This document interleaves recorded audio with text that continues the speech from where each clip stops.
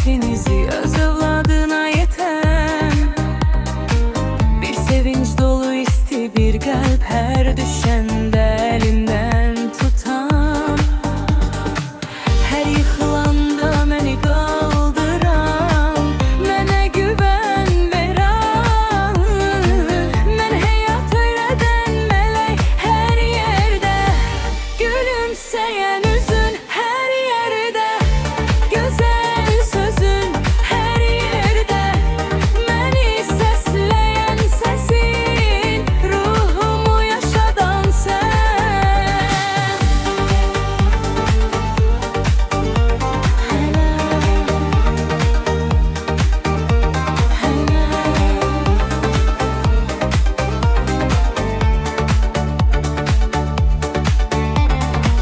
Həyatın yükünü çəkən,